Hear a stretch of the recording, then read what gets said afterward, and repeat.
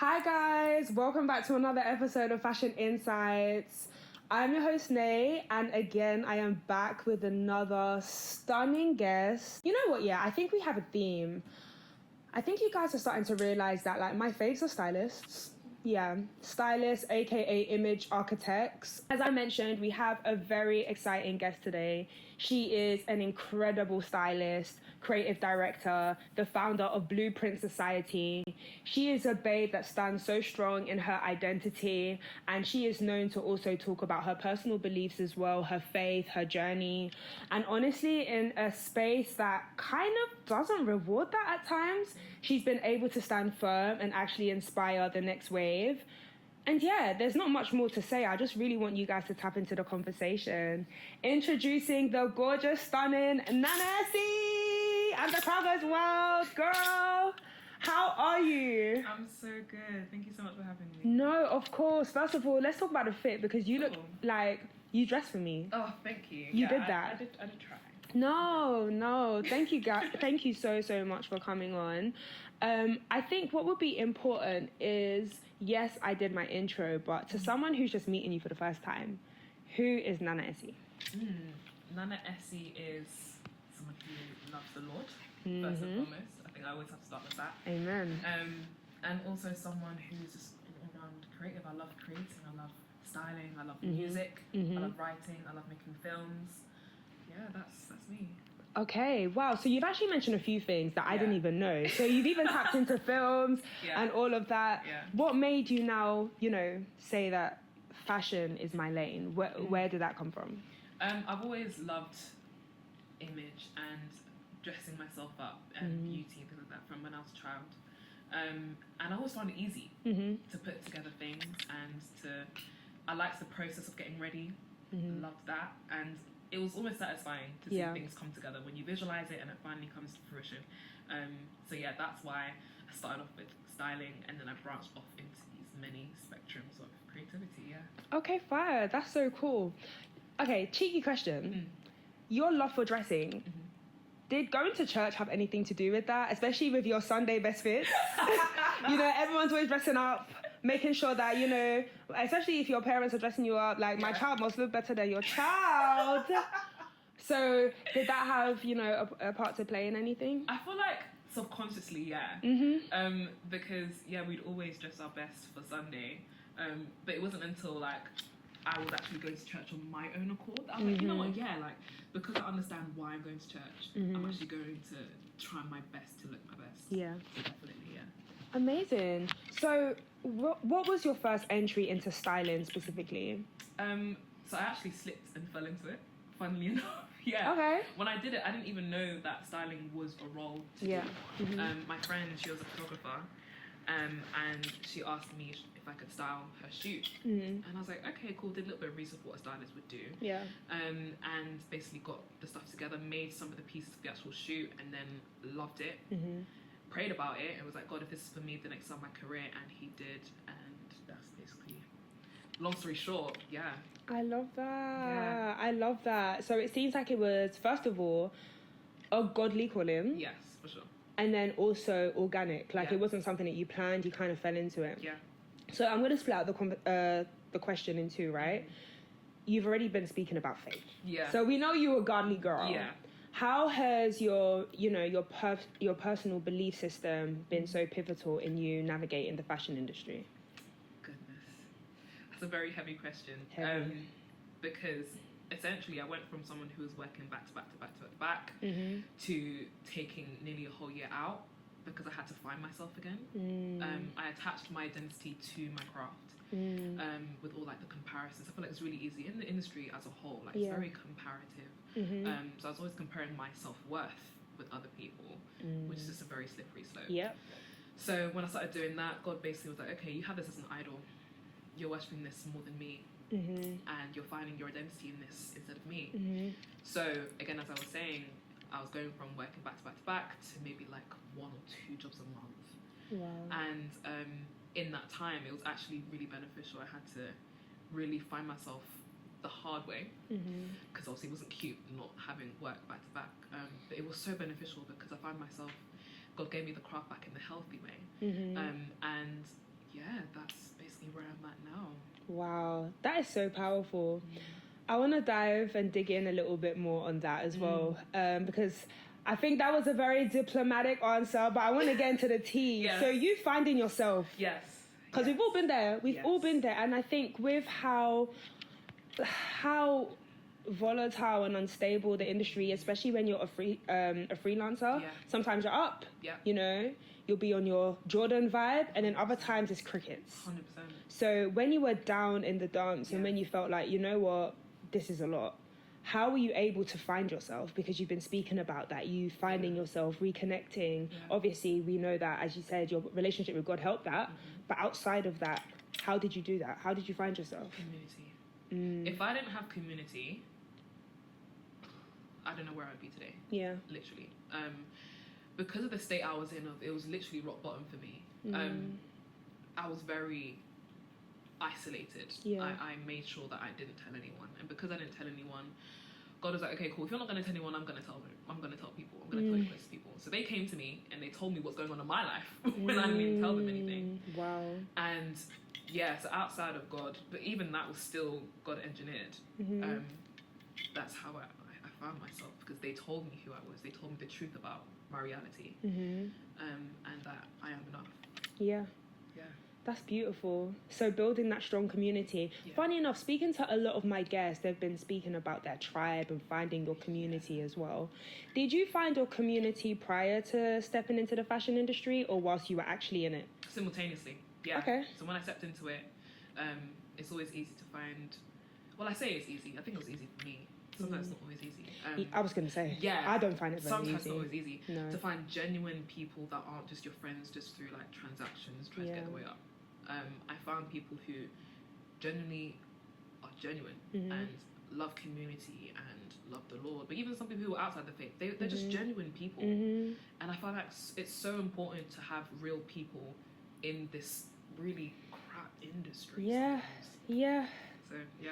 That has honestly been a theme of 2026, finding genuine souls within this space, because this space is genuinely so transactional, very plastic, very fake, and it's very easy to go insane. Yes. It's easy to lose your head. So easy. Very easy. And as you said, and I love that community has been something that's important for you. Yeah. So talking about community, I want to tap into your baby. Blueprint Society. Yeah. Tell me all about that, you know, the story, even the name. Yes. Like, is blue your favourite colour? No, it's not actually. Okay. But the reason why it's blue is because blue is significant for priesthood, which is Jesus. Okay. But also blueprint in terms of like him being the blueprint and us being part of that. And the only way that we're creative is with his spirit. Okay. Yeah. Wow. You know, I would have never thought that. I know. It's more so like an allegory, like you have to properly search into it. Ask me the question, why have you named it Blueprint Society? I love how, I love your depth. Thank you. Because I'm just thinking, when I saw Blueprint Society, I'm thinking, you know, this is like Nana's favourite colour. And, you know, she be wearing mad prints. And she got a society because she's swaggy. But now Jesus is involved, and 100%. It's real. Yeah. So that is really the nucleus of everything that you do. Yes, for sure. And I'm actually interested to actually tap into like even your socials, because your presence really embodies the duality of you. You being a fashion babe and you also being a woman of faith as well. Have you ever found it difficult combining both worlds? Yes. Oh my goodness. Yeah. Yes. From before I was truly committed to my relationship with God, I would definitely, in terms of like getting jobs, pounce on them wherever I could, because it was more so of a thing of like a self-made type process where like I've got to make it, like I'm gonna do it at my own means. I need to reach this level, that level, that level, and then when I started surrendering my actual craft, my career to God, it was more so a thing of like, okay, do you think I should do this? If not, okay, cool, let's not do it. Or like, should I address someone in this way or that way? And the conversation that I would have on set as well. And it would get to a point where people already knew who I was before I even stepped in the room. They already knew my beliefs. They already knew what I associated with what I didn't. And it was so beneficial. Yeah. Yeah. Yeah. I remember seeing, it's, you know, like, I'm just remembering, I remember seeing another podcast actually with Olamide, the founder of Topicals. Big up her. She's done incredible things. Very. And she said that God is my creative director. Oh, yeah. And I really stand with that. Yeah. And I feel like your whole journey and your story and everything you're saying has been has really been a testimony to that as well. So even down to, let's say, like, the jobs that you take, how intentional are you, especially, you know, factoring in your faith and your boundaries as well? Yeah. Has there been any issues? Is that something that, you know? It's funny because there actually hasn't been any major issues at all. It's more so, I think, the jobs that are meant to come to me. And those that don't, which isn't a lot, I politely decline. Yeah. Simple as that. Because if I don't associate with it, I'm so sorry, it's not that deep. The bag is not that deep to try and do it for a bag. I love my God so much more. So, yeah. Fire. I love that. You know what?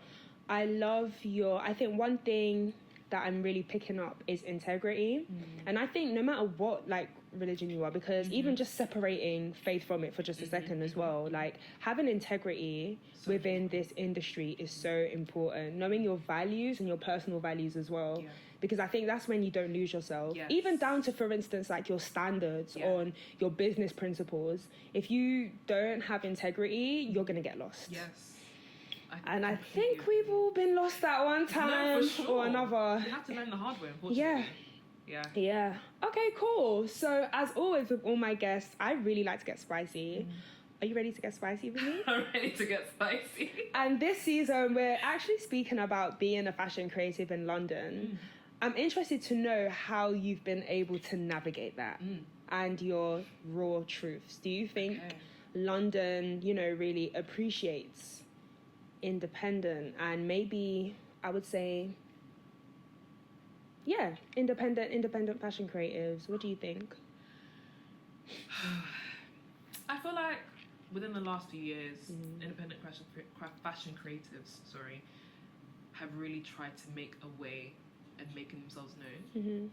They have had their triumphs, which has been so lovely to see. And I feel like because of the community that they've made as well, like, their literal, like, encouragers, you know, we're going to do this, we're going to back you to the end, has been so major. However, because of how the industry is so, like, the foundations are like the big dogs, the powerhouses, and you know, it's always going to be so much harder to have those underdogs try and make their way up. So I feel like, although a small bit, I feel like in the grand scheme of things, a small bit of London appreciates the independence, I just don't think it's going to be as easy. Yeah. It isn't. It just isn't. And I think, that's just a thing now. It's never easy. But again, you've kind of built your own ecosystem. And the people that know you and the people that work with you love you and really appreciate the work that you do. And I think another thing I want to tap into is who you are, your identity, your culture. Being a Ghanaian babe. Yes. And how that has influenced your aesthetic as well. Like, in fact, let me even ask the question before assuming. Has being Ghanaian affected your relationship with fashion, with clothes, with textiles? Because you guys have such a rich culture. Yes, for sure. It was when I went back to Ghana in 2022. I need that 2022 trip. It changed everyone's life. It changed everyone's life. Even mine. I'm not even from Ghana. Like, no, you actually. Bro, I had to get one. If I could lift my sleeve, I would. Bro, what does it say? It's the liquid symbols. It's It's the Jenyame. What does that mean? Jenyame is God is supreme. Oh, fire. Oh, the one that has... Okay, I know. So I got that one, and I got another one called Inkinkim, which is life, basically. Okay, fire. But I got those two because, like, when I went home, I just felt at home. But also, like, I loved how everyone is so authentic. And I'm not going to lie, life is free. Free, man. Oh my days. It's like a different universe. Legit. They don't care about time over there. Life was it was like I was in my own bubble and I didn't want to leave. But in terms of, like, fashion, it brought playfulness for me and free expression and not caring if some things don't fundamentally go together. Like, even for this, like, this is actually quite new to me. Yeah, this is actually quite new to me. Okay. Usually I'm an all black babe. Like, okay, yeah. I love black, but black is safe. It's so comforting. It's so comforting. But like, even like the different textures that I'm wearing today and stuff like that, like, and it makes so much sense. you know what I mean? They would do this back home. Yeah. But better. Yeah. Yeah. Do you think like the Ghanaian fashion industry gets enough credit? No. Yeah. And it sucks. There are so many amazing designers. With the unfortunate little that I know, to be very honest, I know that there are so many amazing talented designers. There was also like Ghanaian Fashion Week that I was actually trying to be part of as well. Yeah. I did a little bit of it over here a long time ago. But it's dope. Yeah. It's so cool the way they fuse together the culture and fashion into one, not in like a cheap way. Like, it's genuinely amazing. Taste. That is the one thing I would say about Ghanaian designers. Like, the taste levels and the craftsmanship is honestly second to none. It's there. It's so like it's top tier. You know, use them being able to like utilize the resources that are around, even down to like the whole sustainability world, Cantamanto, you know, and all the brands and all the sustainable brands that are there. Like, they're actually doing bits, and I think obviously a lot of the work that we do is actually in Ghana, and that's what attracted me, because I'm like, y'all are so underrepresented, but you guys are killing it. Obviously, big up all the OGs out there that are doing bits, but there's so many really cool designers as well. In fact, big up Secret Lovers. This is a Ghanaian owned brand. Love that. And yeah, she's eating. She's doing such cool things. Okay, so let's bring it back to London, where we're at. And I'm interested to know, what more do you think could be done to help support, you know, upcoming and emerging fashion stylists in particular? I feel like the stylists who've already made it in the industry. I think that, first of all, we need to start paying, if we haven't already, properly paying your assistants. Talk about it. It's not a joke anymore. I'm so sorry. Food isn't enough. Expenses aren't enough. They need to actually get that. Even like being part of a union, like with the stylists that have already made it, we need to actually give advice to those who are trying to emerge in the industry of like, okay, you need to be part of a union, you need to protect yourself, you need actual pay. People aren't paying you, you need to know that what you're doing is worth doing. And then also actually connecting people with the higher ups, with like our black books. Share the black books. There's no point in gatekeeping. Yeah. They're really, because everyone's trying to make it. Yeah. So with my assistants, I'm gonna give you the black book of contacts that I have. I'm gonna pay you. I'm gonna make sure that you're getting paid the actual living wage to get paid. To get paid, yeah. Because if you're not, it is illegal. Let's be real with that. But just the fundamental stuff like that, and also like giving them genuine words of encouragement, like, it is going to be hard, but you can do this. Because if I've done it, you can definitely do this. Everyone, there's space for everyone. Yeah. It may seem like there isn't, but there is. There is. There actually is. Yeah. You know what? Outside of the payment, which is obviously so important as well, you've spoken about something important which doesn't actually get done in this fashion industry, which is which is positive words and words of affirmation as well. As you know, when you were a stylist coming up, when you were an assistant, do you feel like you received encouragement? I did. Oh, beautiful! And I'm so grateful that. Oh, that is so refreshing to hear. It is. Like, No, I haven't had a bad moment when I was assisting. No. In terms of like the stylists that I've been assisting, no. They've been... There's different types of personalities in terms of like, there's more words of encouragement than others, but they've all been loving. I love that. In their own special way of making sure like, no, like, by the way, I want you to assist me because you have talent. Yeah. And I want to be able to teach you on the job. And get you to where you need to go because I truly see talent in you, and I've always appreciated that. It's been so important. So whenever I do have assistants, I make sure that I give them that same of words of affirmation because it can change someone's life. Honestly, it goes such a long way. Yeah. And just on the last podcast as well, we were actually speaking about imposter syndrome and how easy it is to have imposter syndrome in the fashion industry. And when no one is out there telling you, you know what, girl, that look was good, or you tried, or even if something went wrong, just in a nice way, giving, you know, words of commendation, that can really go a long way with someone's self-esteem. So it's beautiful that you're actually doing that. Yeah. So let's dive even deeper before we even round up and, you know, go into our insight section. Your identity, you as a woman as well, and, you know, being a young woman navigating the space. As women, we have so many changes, right? And how have you been able to grow in the space? Because you've been in the space for a minute now. Yeah, quite a minute. You know, and you said that your journey in Christ came from actually, you know, going through a rough period of time. So you evolving just as a girl. How have you been able to do that? I've been telling everyone as of recent, listen, I'm just a girl. And being a girl really affects you, your productivity, everything. It's people think it's a joke. It isn't. It's not a joke. How has that been? How has it been navigating girlhood as a fashion creative? Oh, wow. Oh, I love that question. Again, community. It's been so great having, like, the community of literally my tribe, like the makeup artists, the stylists, the videographers. We are all there for each other, hyping each other up, making sure that, now you've got this. If you need someone, I've got you. If you need to be in this space, I've got you. And likewise, that has benefited me so much. And just girlhood as in, like, sisterhood, it just it trumps everything. It does.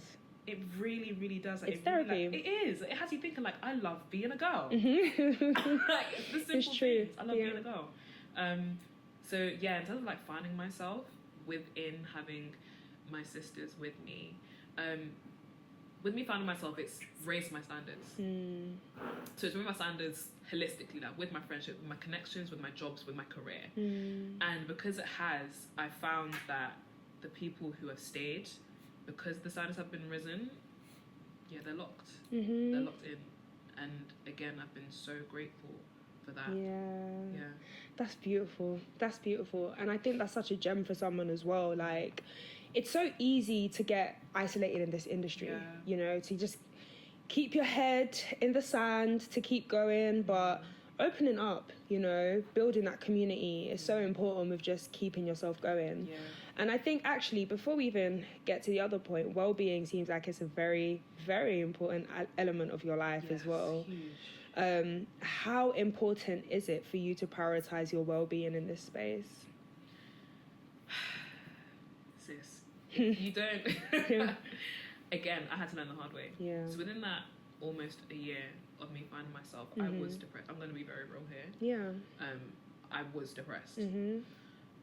Suicidal ideation, suicidal attempts, I tried it, but it was because I held my craft above myself.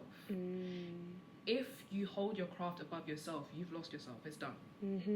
That is a word. Like, you're more than what you're doing in your hand. You are so much. You existing, you breathing is so much more than cotton and plastic mixed together.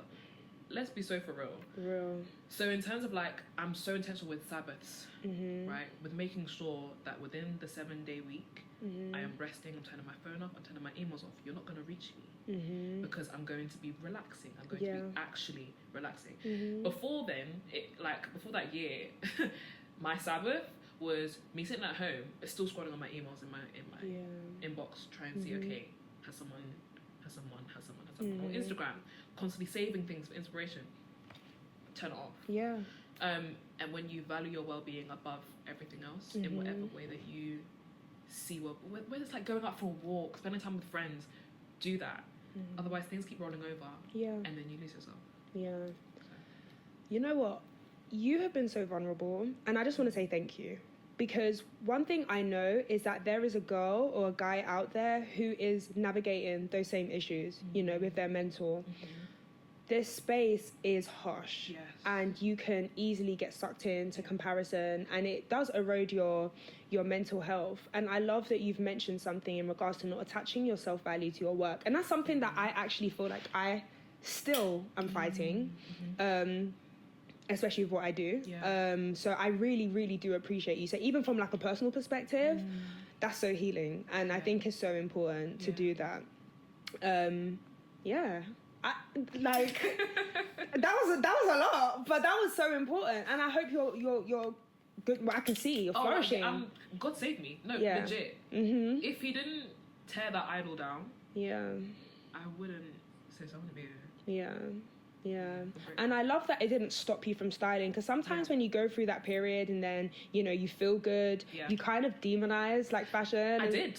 Okay. Yeah, it was like baby steps. I had to literally wean myself back into the fashion industry, like Yeah. going to PR events again and Yeah. actually accepting jobs and not being scared that I'm not doing what God wants me. Like, no, God gave you the gift. Use it. So use it, but just use it in the healthy way that He sees fit, not what you see fit. Because last time you did it in your way, it went left. thank you. Yeah. Yeah, I agree. How important are breaks for you?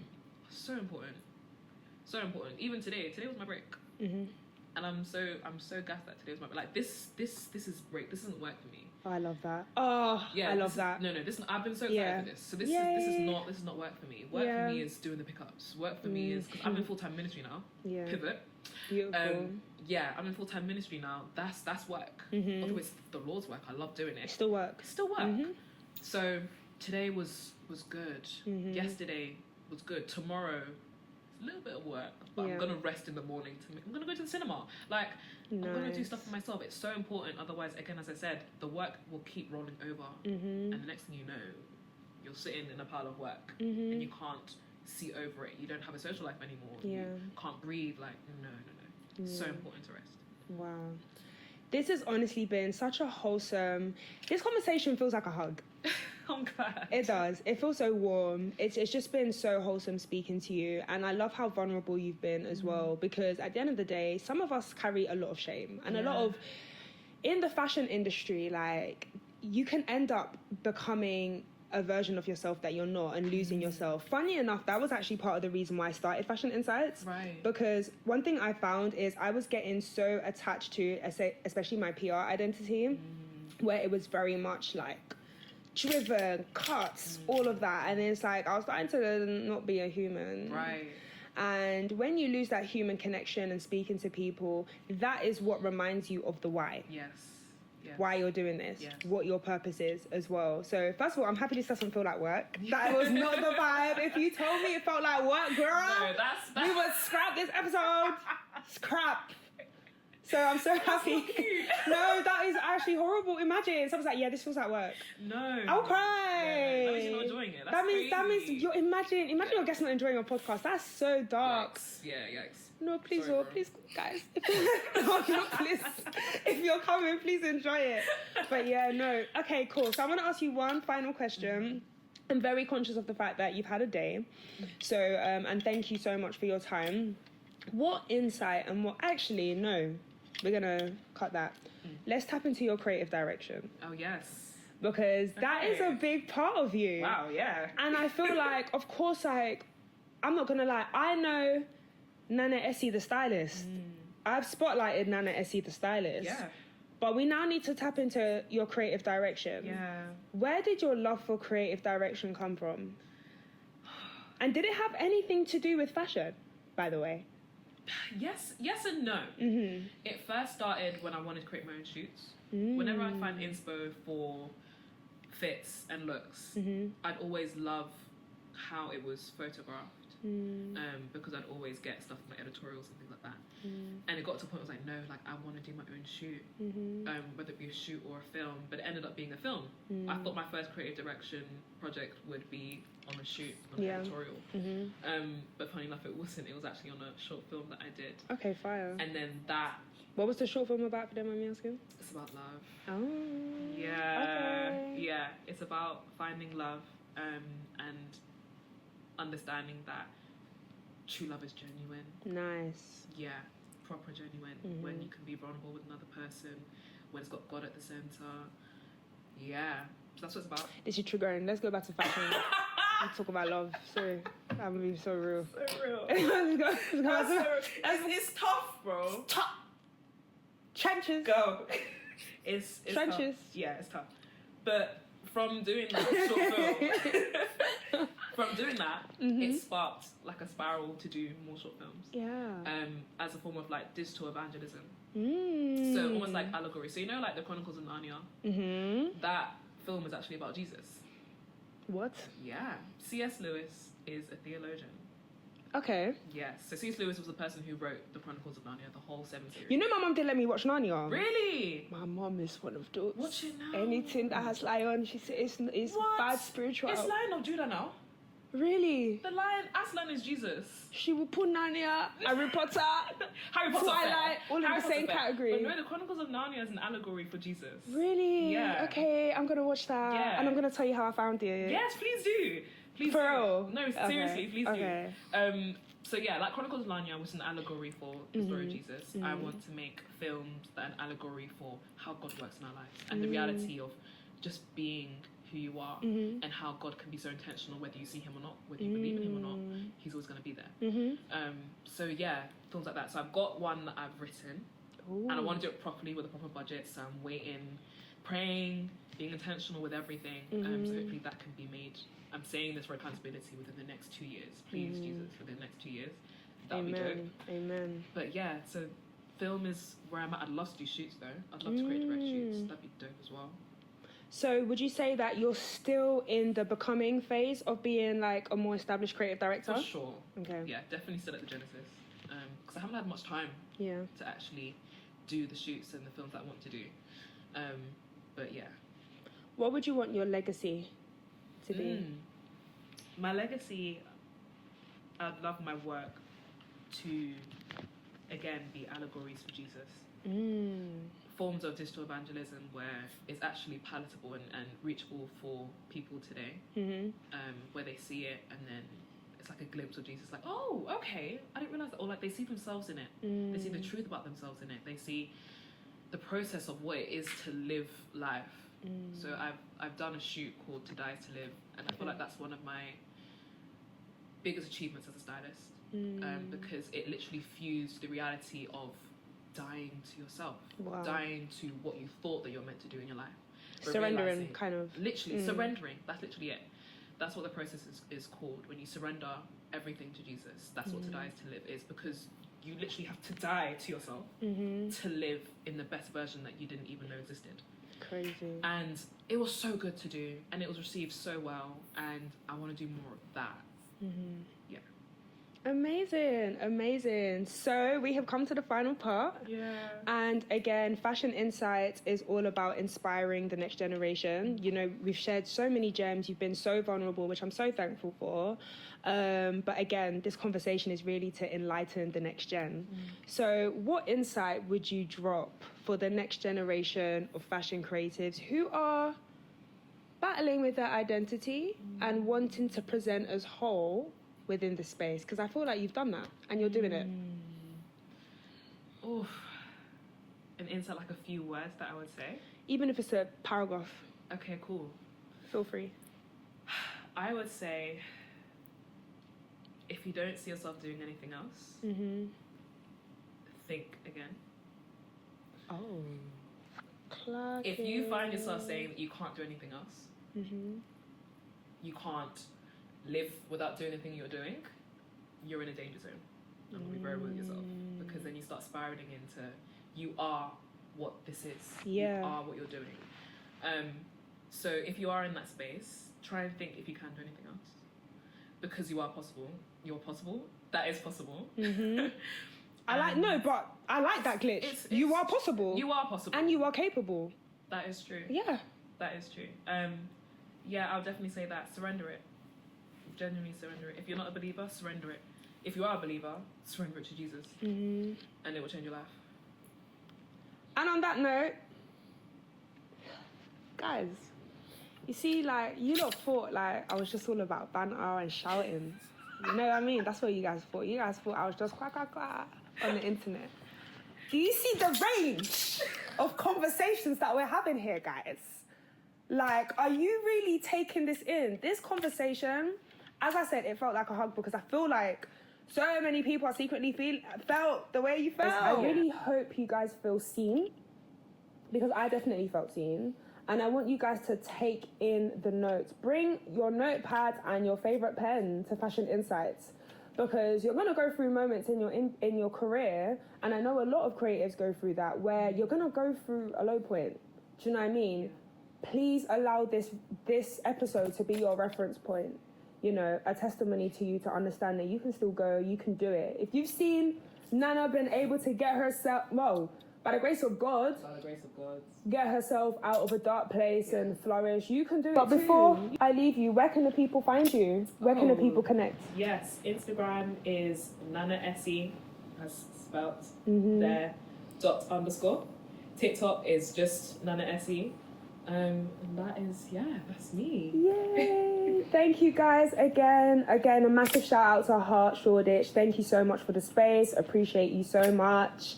To the team, guys, if you want to come in and do your work in a bougie spot, you want to leave the crib to feel inspired, make sure you head down to Heart Shoreditch. That is the place. Peace and energy, do you know what I'm saying?